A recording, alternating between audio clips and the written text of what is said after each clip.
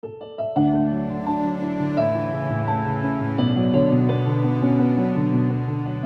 session is going to be a bit different from what you have been attending in the previous sessions.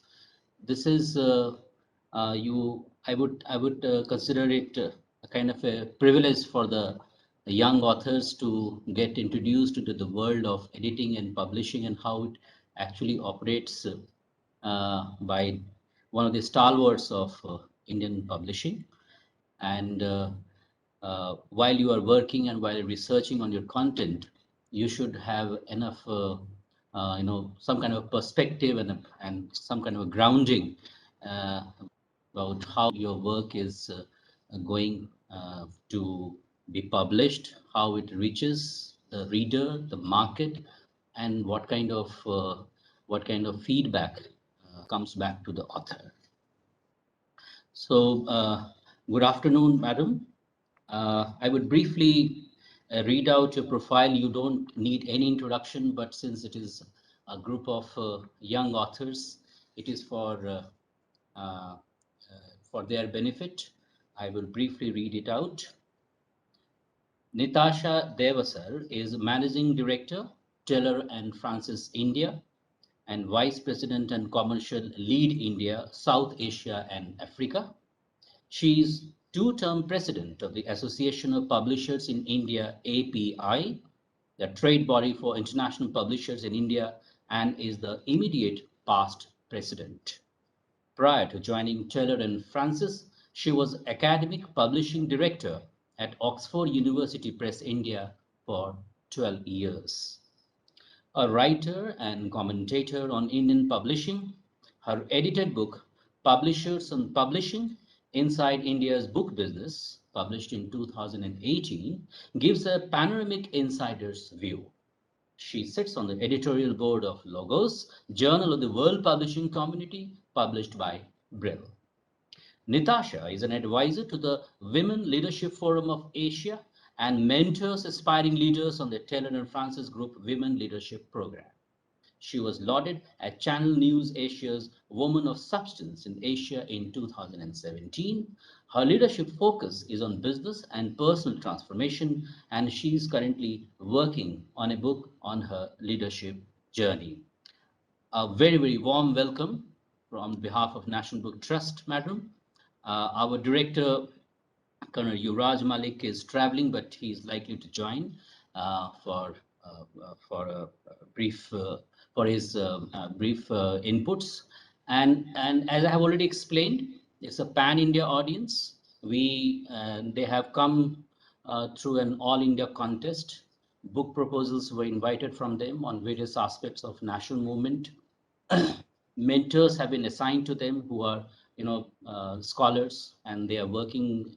They are in touch with them. The editorial team of NBT is behind them, and they are doing research. They are doing field work. They are going to libraries. They are going to archives. Some of them are writing fiction. Some of them are writing non-fiction. Some of them are writing biographies, and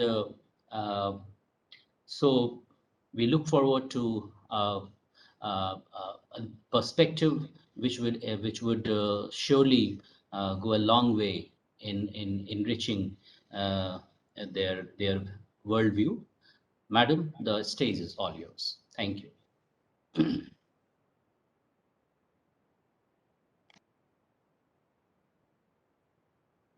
I can see that you have already gone through a rigorous process to be part of this group. So please forgive me if I say something which you already know. But what I want to do in the next 30 minutes is open up the conversation and look forward to the Q&A where you can ask me on any specific aspect that interests you. So I'm going to paint a white canvas. But before I start, there are two things I want you to keep in mind as I talk through the next 30 minutes. The first is that today authors and writers have much greater agency, much more choice in the whole process of writing, editing, publishing, and marketing of their work than there has ever been before. And that's a great positive thing. So you can be active agents and players in this process of writing and marketing your book. And the second thing is, and it's linked to the first, is that technology plays a very important part in this. In fact, technology is so much a part of the everyday aspect of our life that this is something we need to now incorporate into this process of writing and disseminating our work, our research, or our other kinds of writing.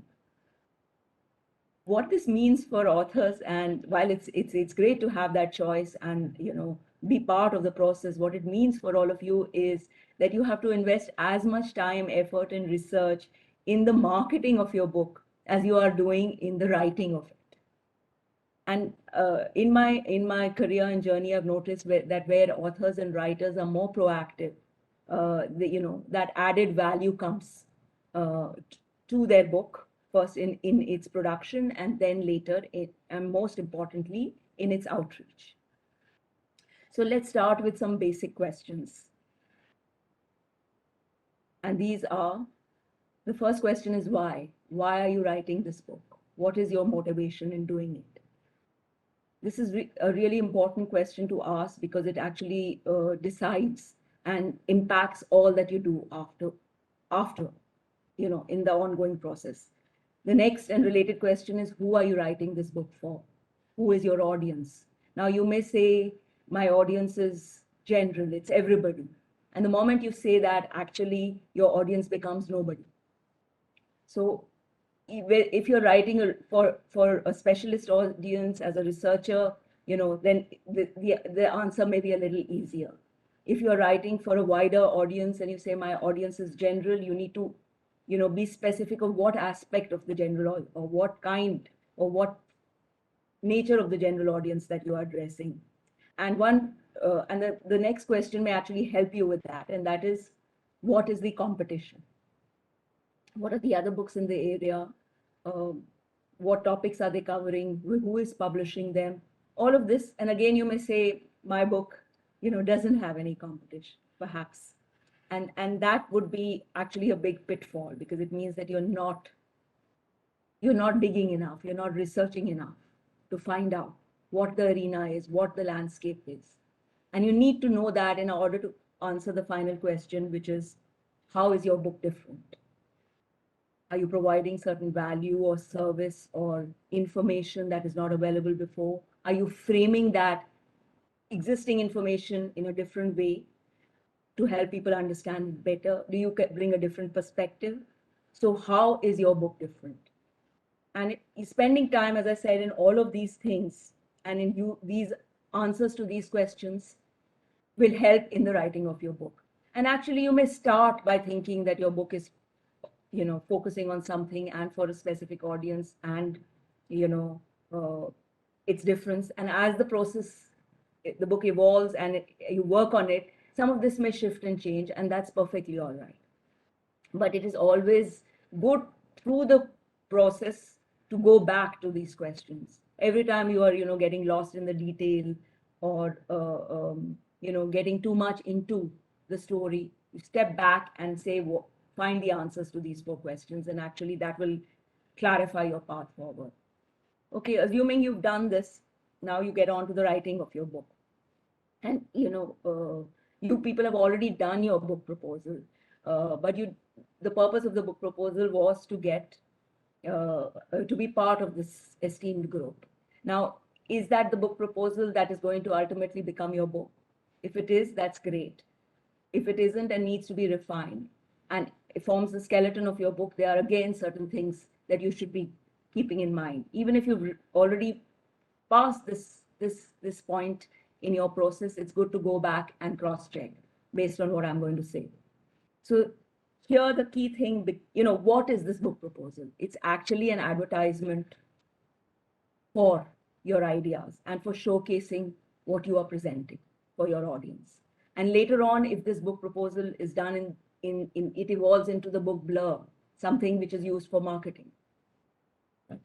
So making it as precise and as specific as possible is important. That goes into the details of it. So your chapterization, for example, your book title, your chapter titles, your subtitles, as clear, as precise, and as specific as possible. The longer your title, the vaguer your title, it means that you haven't actually reached the point where you're clear on what you're trying to do. And it takes a while. You're not going to do it the first time. You will, in my process of writing, I keep changing the title, of the chapters again and again and again, modifying them, first for themselves and then to create the harmony and structure of the book as a whole. So it'll keep evolving. But again, it's good to try to be as specific and precise as possible. Please remember, the book today, it always has been, but today much more so than ever before, is much more than an aggregation of some text and illustrations and photos and a bibliography. It's much more than that. It needs to be, and what's behind it? What's behind this? Again, it's the same thing that we talked about, the topic, the audience, the positioning of your book, and the way it's structured. So when you're structuring your chapters, remember to be consistent. So if you're starting particular chapter saying you have an introduction, and then you are creating chapter summaries, then don't do it for some chapters and not for others. Keep it consistent, because consistency is the way the reader finds a rhythm. He or she knows what to expect in the structure, and so then can pay much more attention to the argument. So remember that as you work on it. But what's behind all this? What are the things, underlying things that you must be careful about? And again, technology plays a very important role here. An important thing as a writer and publisher, I would say that everybody needs to remember and take care of and be aware of is copyright. Your own, you want what you write, you want it to be protected and for you to be acknowledged for it.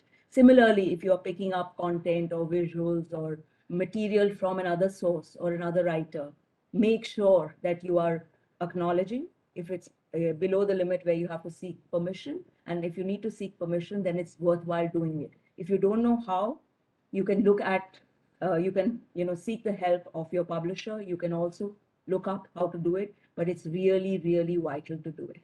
It is vital not only because it's ethical and right, and it protects the author's rights, and you yourself as authors will appreciate that. You would not like somebody else to take your work, quote it, and not acknowledge you. It's also important because it shows to the reader that this person is rigorous. They are paying attention to detail. They are bothered. They are concerned about what they are presenting. And all that, conveys itself to the reader and becomes a very important, because you remember the book, while you're writing it, is yours. But the moment it is out in the arena, it's not yours anymore. You're sharing it with somebody else. So that person becomes as important, if not more. And related to this, another thing is, having somebody to critique, to study, to read, to give you feedback. Now, many publishers do peer reviews, and they have a peer review process where you submit and then they send it out to an expert in the field or somebody with knowledge, and you get feedback. If your publisher is not doing that, request them to do it. If it doesn't happen, even if it's happening, you do it yourself. You have mentors, use your mentors too, and really ask for critical feedback. I have a coach who helps me in my life and work, and he always says to me, it's very easy to fool yourself. Don't do that, because, it's a dead end. So when you're asking for feedback, and, try to go to the person who's likely to be the most critical, who will give you the most genuine feedback. Try to get as specific feedback as possible. This is really important for you, writing, researching. It's all it's a isolating process. It's something you do alone. So it's important to have sounding boards, to have people who will give you critical inputs and feedback. And this will have an immeasurable impact on the quality of the output. And who knows, if somebody who's given you feedback has done peer reviews for you during the writing process, could later become somebody who gives a testimonial, which can then help to market and promote your book. So, nothing goes waste in this process, and it's worth investing this time and effort in doing this. Another thing behind all this, and this is something which is newer and has emerged because of technology and because of the amount of content there is that exists, and people's ability to just write and put it out themselves. And that is to think about keywords. Now, what are keywords? Keywords are those words which your readers are going to use to search for content online through Google or any other search engines. And if you can link, if you can be precise and clear on what your, for each, and you have to do this for your uh, chapters, you have to do it for your subtitles, you have to do it for each segment of your book. So let me try to give you an example. If, for example, you're working on, say, the socio-economic socio-economic situation of Northeast India, supposing you're working on that. Now, your chapters where you're mentioning, they should mention which key are you looking at? Inequality? Are you looking at a certain tribe? Are you looking at at um, the democratic process? Are you looking at a particular region? All these should be uh, identified and marked as the most important segments of that particular chapter or section of your book. Now, this is not a precise science, and it's also something which is technical, so it's worth seeking help for it. So your publisher may be able to help you. You would have all heard of search engine optimization, and that's not jargon. It's something which is part of our lives. What it essentially means is that if somebody does a search, you want your content to show up on the first page, because nobody goes to page 10 and page 8 and page, or show up as high as possible, even if it doesn't show up on the first page. For that, keywords are really important. So keep that in mind. As you're writing, you could actually mark them out. And then when you look at the book, you'll see if there are any common words which are echoing through the chapters or through the book. And those could then come up as master keywords. And then these words need to be utilized. If you're really, a master at it, or you have got support from an expert, then they will tell you, okay, this is what is trending now online. And if your topic or work is actually can be linked to that, then you have a much more chance of getting visible and discoverable. And that actually takes me to the next portion, and that's where I want to spend time, because I think writers and authors and scholars get support within the system for the writing process. But marketing and outreach, visibility and discoverability is something relatively new. Earlier one used to think once job is finished, now the publisher will market the book. But that's not the case anymore. In fact, publishers also look for authors who have, strong, visible social media profiles, who are influencers, have followers, so that they can amplify and make their own research visible. So discoverability and outreach and visibility is, as I said, if not as important, if not more important, then at least as important as the actual content of your book. I have talked about search engine optimization, but there are other things as well. So for example, if your book is being sold by Amazon, which is quite common and would be, then Amazon actually gives you a page, an option to write a little biographical detail. These things should be used, but you may not know about it. So research, find out, look. Just by searching and exploring yourself, you will find these things, and it's worth investing time to do it. Many publishers have free resources on their websites where you can say resources for authors, resources for editors, self-marketing. You can actually go, even if you're not publishing with that particular publisher, you can go and look and pick up tips and things to do from there.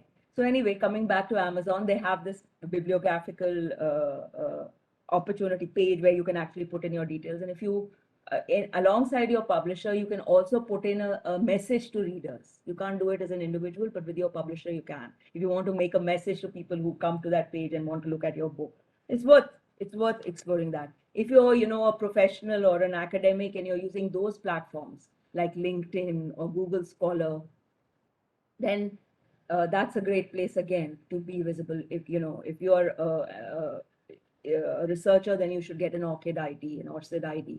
That's like a sort of a Aadhaar for an academic scholar.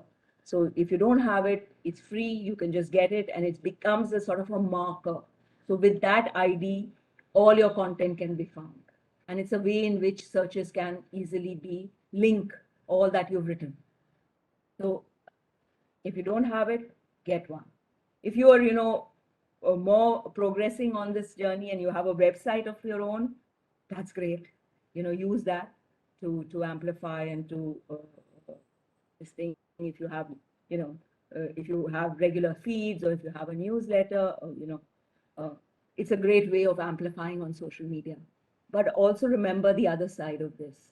So just saying things for the sake of them, if they have no connections, just to say, oh, please buy my book, or with no relevance, so be careful. You don't want to come across as somebody who's just remember, if you value your work, if you wanted to reach the right people, that will convey in the way you progress it, in the way you amplify it, and that will go to your reader, and they will value it as well. It's a human thing. It's actually not got anything to do with with this topic. It applies to across the board, but it's worth remembering it when you are writing and doing this. And go and look at, if you've identified earlier in the process that somebody is, this is a book in the same area, or even a competing title or a related work, then go and look at those. And if those people have put up things, put comments there, like them, this thing. So, do it in a creative, in a little bit of a subtle way as well, rather than being crass. Most people just say, here's my book, buy it, buy it, buy it. And that doesn't work after a point. So you need to, be, so, and create. And what that will also do is that like-minded, your audience will come from there. Like-minded people will start responding, following, looking, and you will develop a sort of a space for it. Now, remember, one of the things which we tell our authors, and we've been for several years now, is that when the book is put out there, do an abstract. If you can do a video abstract when you are promoting on social media, then that's going to get 11 or 12 times more visibility than a written thing. A book, and a written abstract will get much more visibility than if there's no abstract. The attention span of people, so if you've got it right, you can make it concise. If you can, in a few words, share what your value proposition is. And this takes you back to the basics I talked about right in the beginning. If you're clear on all those things, you can actually do this and keep refining it through the process. So if the whole year that you're writing the book, you can keep refining this, because then this can be used in your outreach and of the book, or whatever content you are outreaching. And in all this, don't forget the offline presence, so the old style ways. Participate in conferences, in workshops, if there are lectures happening, if you're giving your bio somewhere, make sure your book is mentioned in the bio so that people amplify it and know about it, and it's part of your persona. So doing those things, if book reviews are something you rely on your publisher to do, but if you have your own connects, if you can push this, it takes forever, and many times the space is reduced about how many book reviews are published, whether online or in the physical space. But still, it's worth doing yourself if you have the connects in this thing, and then getting the visibility for those reviews helps. It gives you credibility. You have to be in the end a relentless sort of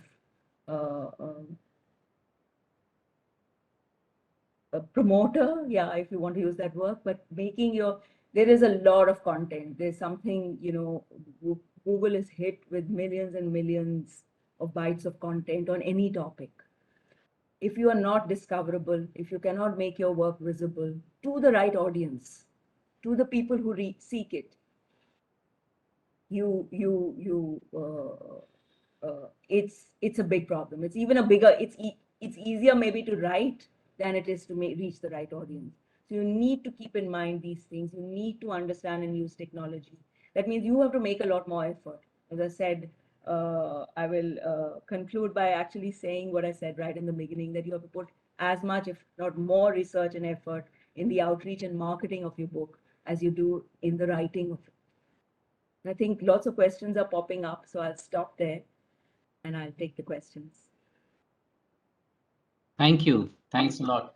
I think there were some very, very interesting and very important points that you raised. And for the young minds, I think they would explore further. And in the mentorship promotion, their promotion and the promotion of their work is embedded But you're right. You are absolutely right in saying that if you are already trained enough, then naturally you will be picked up and you would be seen and your work will be talked about.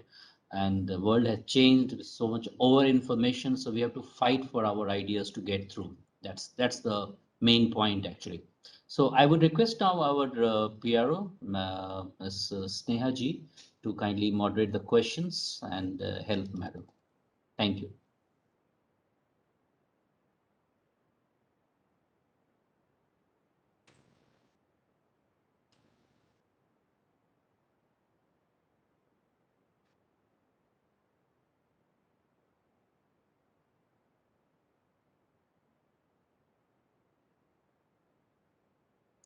Sneha ji, Uh, I'm sorry. Now I'm audible, sir? yeah, yeah, yeah, please Okay. start. So I sorry. think Yeah. yeah, carry Thank you so much. Thank you so much, Vikram sir. And thanks, ma'am, for such a wonderful lecture. I enjoyed every minute of your lecture. So now let's start our question and answer session. First question is from Kapil Mewara ji. How to put diagrams, maps, tables according to paragraph content in a manuscript? Should we name it like diagram 1, map 1.1, or is there any other patterns to put it into a historical non-fictional book, non-functional book? Sir, ma'am. Thank you. It's an excellent question, and the answer to it has actually changed over time. And it gives me an opportunity to share with you some of the things that are happening to make books more accessible globally. So, one of the things that it is best to label all these things again by describing what they are rather than just putting one, two, three, four in the. You can also call it table once, demography of so and so, or whatever you can. But you should specify and describe what that diagram or table or map is saying. And I think the usual norm is to put it immediately after you reference it in the text. But sometimes in the layout that may not happen, it may move up and down. So as long as it's in the same, page or the double page, that's fine.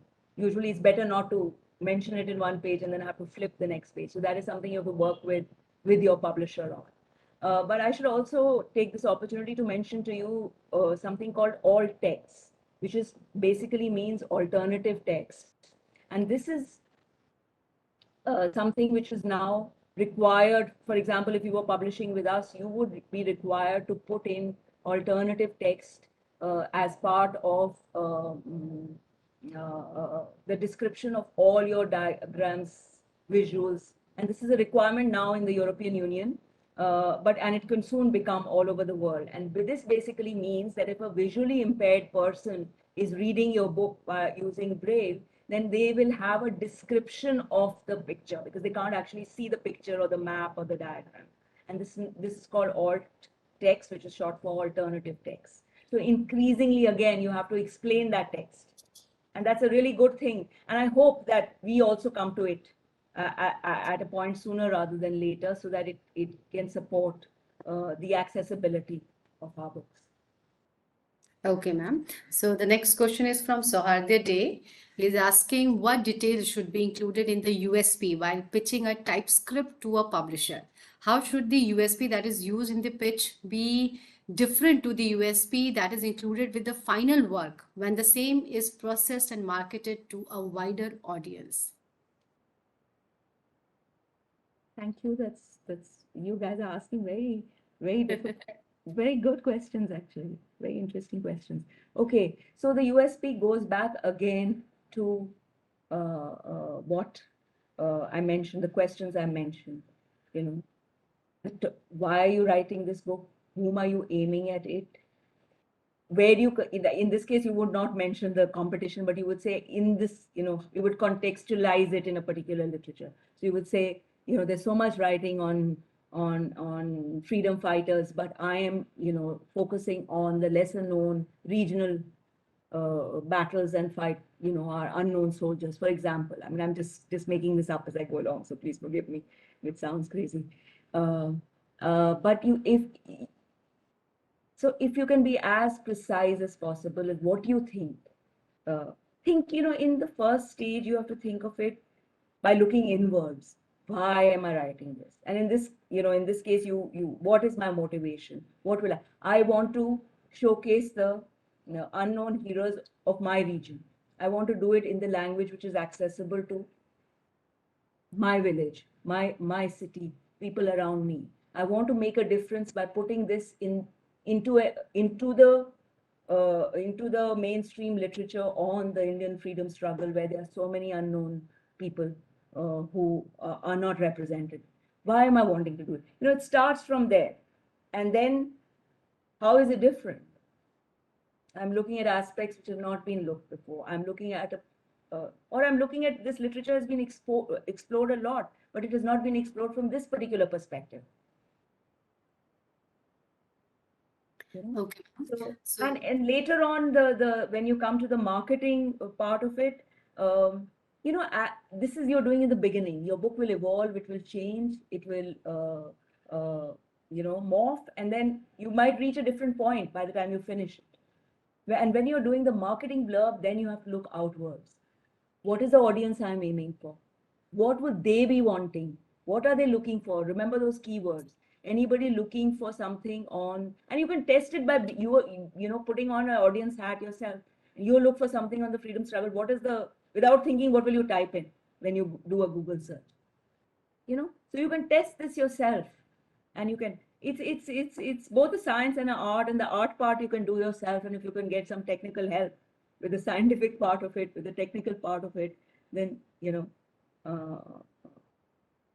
that will work well. Okay, ma'am. So next question is from Kainat Arif. What is the major difference in publishing in India and in countries like UK and USA? What do you think about the current trend of book talk, that is book discussions on TikTok and Reels? That's something new for me too, book talk. Well, I don't know about it, which only shows you how behind I am. But and I'm immediately after this session, I'm going to go and look at this. But I think what is the major difference in publishing? I think the major difference I would say at the moment is that it's much more online, and it's much more open access. I mean, that's the broadest I can put it, which means that people get enough funding to be able to put their research available to the readers without it being behind a paywall.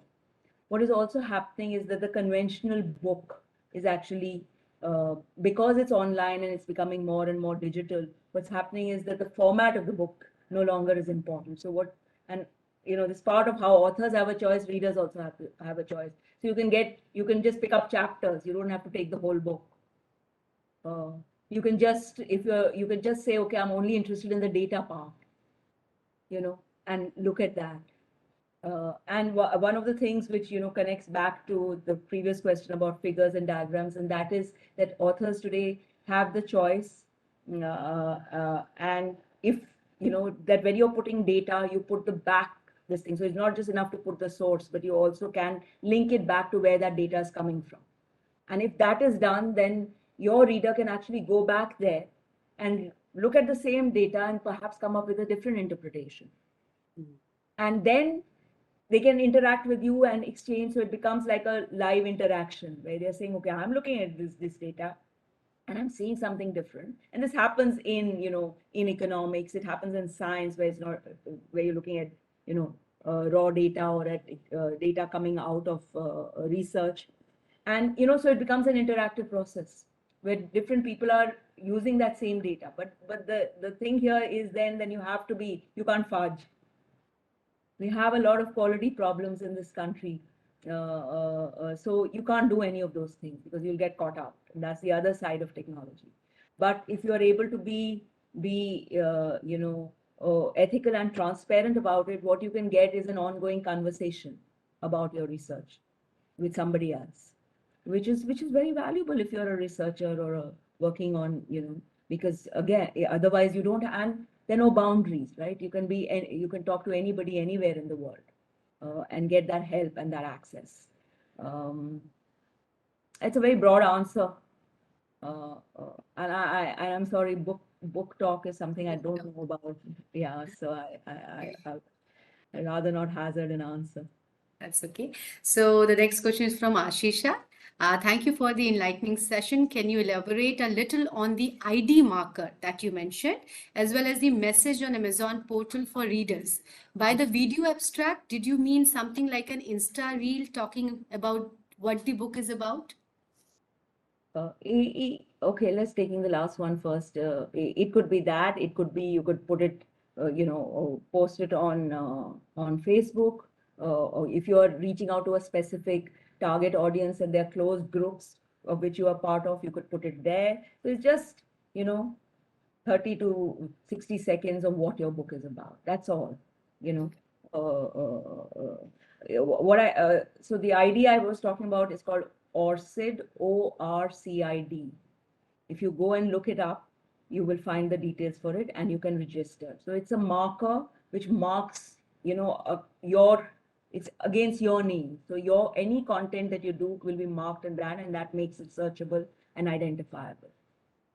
And what was the other question about Amazon? Again, just go on to Amazon and you'll look at a book, and there's a space there where you can actually, there's space for people to write comments and this thing, and there's also an opportunity for the author to put in his or her biography. So more biographical details. If you are the seller yourself, otherwise you have to go in through your publisher. So you can do that. So, and I'm sure there may be others. I've just picked out a few, but there may be other such things as well. So it's good to just, put on your hat as somebody who's exploring, and just do this as a separate exercise from the process of researching and writing your book. And I can tell you it's very hard to actually do it because you're so exhausted by the whole thing of writing that you say, oh gosh, now doing this. But once you start doing it, it's actually great fun and very interesting, and you learn something every day. And you'll find a lot of people around you who actually know, people who are younger than you or are doing completely different things. And it's I often take the advice of my young nieces and nephews on many things, and they're able to help me in a jiffy. So it's really worth doing that. So, ma'am, next question is related to the content. So, it's by Bonagiri. While writing a historical non-fiction real events as a story, can we write as a historical story narrating one to other? If you want to.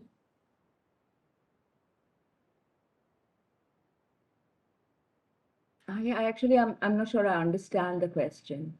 Yeah, it's So it's historical non-fiction. fictional real events as a story. And can we write as a historical story narrating one to other? Again, I'm not sure I understand. Maybe whoever's put this, Yeah, Sukanya, if Sukanya could just come online and yeah. So Sukanya, why don't you explain your very complicated question to me so I can try and answer it? Sukanya, you are unmute. Yeah, The fine. history is a very dry subject. While reading, some people may get sleep. So somewhat interesting. I have an idea that if can I write a fictional story that it leads to the non-fictional original events that a person narrating to another person that these events were happened like that within the book. You can actually use any tool you like, and I appreciate the fact that if you read, for example, William Dalrymple, he uses real life. I mean, I don't know whether you read White Mughals or one of his, he uses historical fact to create, there's enough fact there, but he uses it to create a fictional tale. And you are saying you want to do it the other way around. So there are a lot of examples of people experimenting in that space. And you should really read, you should look at those examples. And because history, you're right, can be dry, but these days it's become quite a popular in the non-fiction list. So go and look at those writers and authors. I mean, William Dalrymple immediately comes to mind because I think he does it in a very masterful way. But there are many others. So it's a great idea. You just have to be careful that both you and your readers are clear on what's fact and what's fiction. You must present it for what it is. Okay. Thank So, you so much, ma'am. It's a pleasure having you. It was really thank you. You're fine, most fine.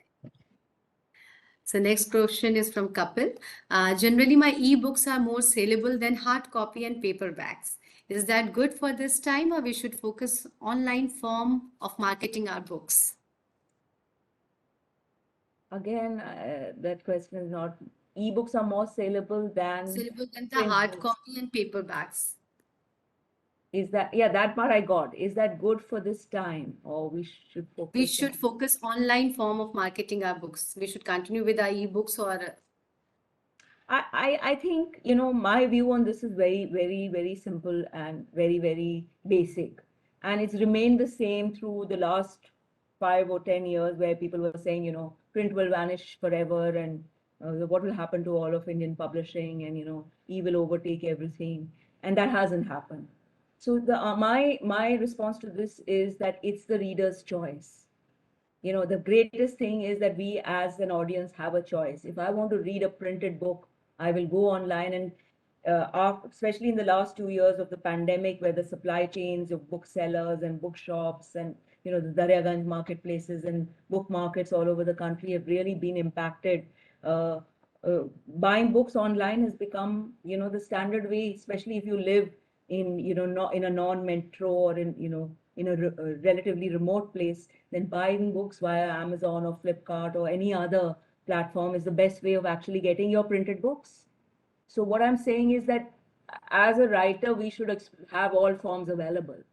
It should be available as a printed copy, which should be sold via the online retail channel, which is booming. In the last 2 years, the owners of Amazon have become billionaires multiple times over. But leaving that aside, as a means of, with institutions shut, schools and colleges not open, you want to going online and buying it via Amazon, is a real facility. And so there you are wanting your hard copy, and you can get it via using technology and buying online.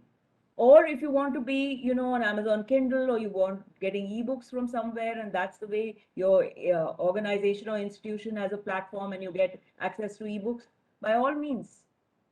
Sometimes you may go through the ebooks and some of them you want to buy. I often have that experience, or it's sometimes the reverse. I actually want to go and see the printed book, and then I say, okay, uh, do I need the whole thing or no? Or then I can take an e-version. So it really is we have the choice, we have the means, we have the opportunity. We should use it all.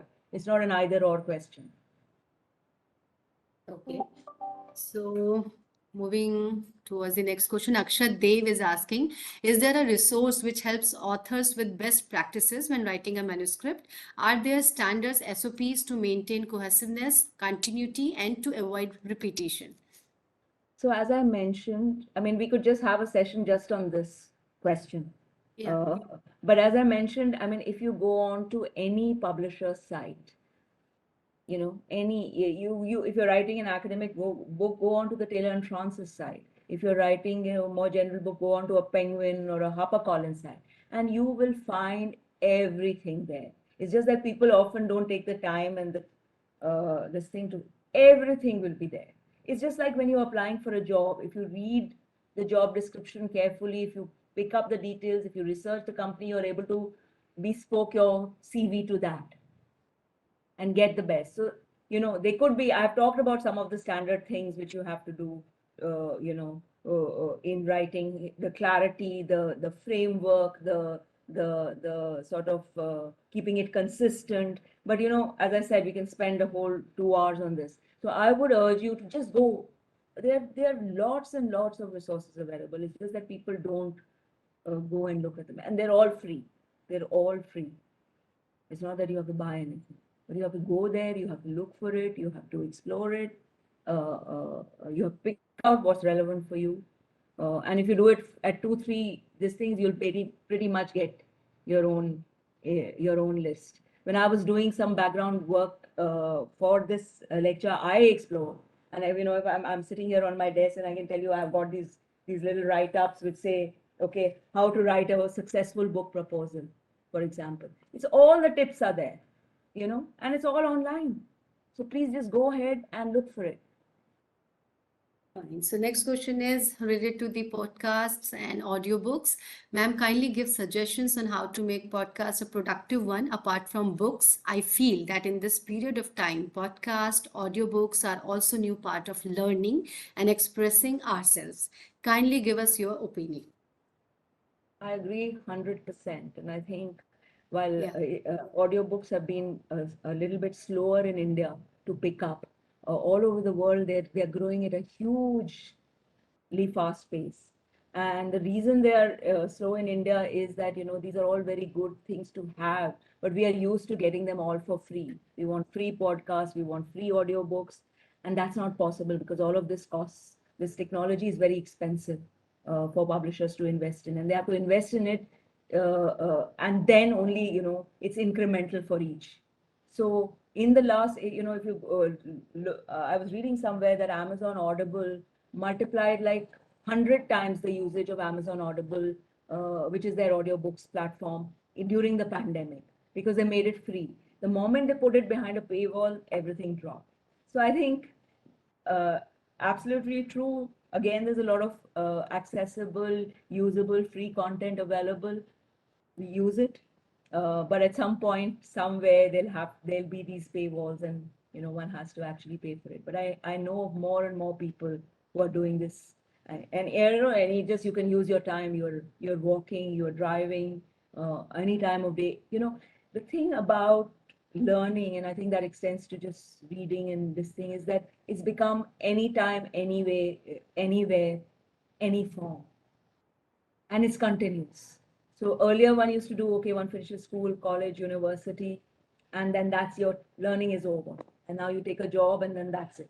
But now in the job, for example, where I am, I have to keep upskilling, I have to keep learning new things, I have to keep up to speed with what's happening in the professional, with what's happening in other countries, what's happening with technology.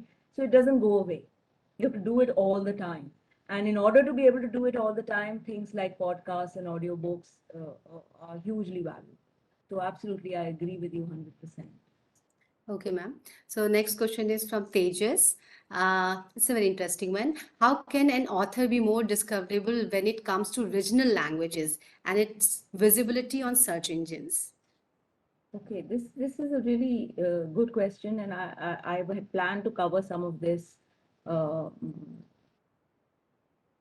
and I didn't actually. So thank you for asking this question. There are now many regional language platforms which exist, and many more than ever before. So I don't know whether, and I don't remember all of them at this point, but I've written an article on this which I will send to the NBT and they can share it with all of you. But I do remember there is Pratilipi, for example, which puts regional language content out. So there are now a lot of small startups and regional language platforms which exist and which can be used for this. So it's no longer the case that it has to be only English or only certain specific languages. The proliferation of content use and discovery in certain regional languages. I know that in Andhra, for example, there's a lot. The South Indian languages in general get a lot more. They're much more evolved in the literary outreach of the content and so it's available. And I apologize for not immediately being able to think of anything apart from Pratilipi, but there are several. So this is no longer, and in fact, there is much more innovation, many more startups in this space than in the mainstream because it's a requirement, it's needed. Uh, so there are, it's so great that there is this opportunity so that if you're even when you're writing, NBT itself does Sahitya Academy. I mean, and they've always done it, the Sahitya Academy, the NBT, but not so successful with the online bits of it. But it's always existed. But now, a lot of startups are doing it. And though most of, in most cases, it is about news and entertainment for which these platforms are used rather than for mainstream literature or content. But I think that's just a step. As the audience wants more and uses it more, it's going to happen. It's going to happen. And I think the government of India is also very keen to have even technical education available in regional languages and so there is government support coming in to build this. Of course, you need it to be, you need to use an open source technology. You need it to be transferable from one to the other. So there are a lot of technological issues behind it, but definitely it's a very happening space. Okay, thank you so much, ma'am. Now the next question is from Vaishnavi. She's asking to add to a previous question she asked, what makes the India different as an audience than the readers within other countries? What themes most appeal to the Indians audience? Okay, I mean, I really, the last question, the last part of the question is impossible to answer, so I won't even try to do that because I don't think there is a universal answer to that. But in the broadest way, what makes, if you look, if I put on my publishing hat, then I'll tell you that this market, unlike any other market in the world, or unlike most other markets in the world, is very, very price and value conscious. People want value for their money.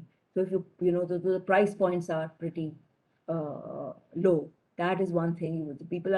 They want things, but they want them at a very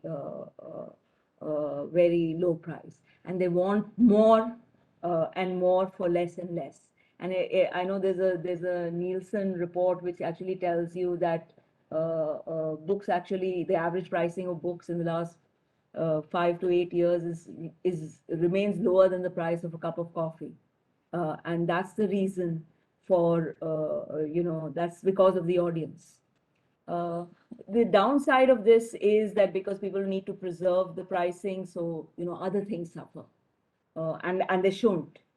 Uh, but the upside is that with technology becoming more and more proliferating more and more, becoming more accessible, becoming more affordable, there are opportunity. And with open access coming in as a means of being able to, you know, uh, get content which is funded, research which is funded by the government, if it's when it's made available, then the government funds the publication of government or funders fund the publication, and the audience then can use it for free. There's a lot of good quality open access content which is coming through and which can be this thing. I know it's not quite what you're looking for probably, but it's a very broad question.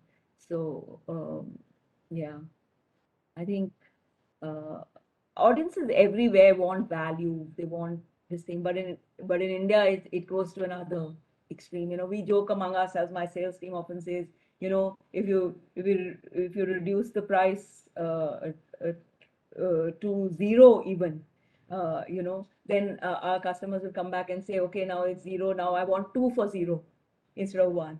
So I think the customer is very, very conscious of getting value and this thing, and that sort of impacts what the way we look at books and publishing. Fine. Our director, Sir Shri Yuvraj Malik, has joined us, and he is traveling, but still he has managed to take out time for our masterclass. Director, Sir, over to you, sir, please. Thank you, Snehaji. Very good afternoon, and very good afternoon, ma'am. I'm sorry I joined halfway. I hope clearly. Snehaji, can you hear me clearly? Yes, sir. Yeah, please. Very good afternoon, ma'am, and I'm personally grateful to you. I thought I will join very beginning and welcome you for the address, but my apology for that. But I'm very grateful you have taken up time and shared your valuable experience. Let me tell you, all my YUVAs, she being with us is a depository of a lot of knowledge, wisdom, and insights, and outside of this complete publishing industry. Her exposure, her experience, and all the inputs what she has shared is absolutely fabulous. What she has told is a perfect sense. It's not theory. If you want to have more view about her, she and me, ma'am, so much. I've gone through the book which you sent about the trends of in the really a wonderful read to understand. We are from the same profession, and whatever inputs you give, I totally agree with. Definitely, inputs you give on research, on editing, they are absolutely relevant. All my absolutely with it. And most important part is what she has been, and why you are writing it. You should be very clear whom you are writing for. That should be very clear, and where your book will be placed with other content. So these three W what she has shared is absolutely the content. And lastly, the most beautiful part, she at this stage, being peak of her career at this stage, having such a vast experience, she says, and everything. The system is changing, the world is changing, new things are coming. Need of skilling and upskilling is the bottom line. You have to update and upgrade every day, then only you can get yourself top. And what the summary I have out from her discussion. Ma'am, thank you so much. I'm personally for being part of NBT fraternity, and most importantly, being a mentor for my YUVA.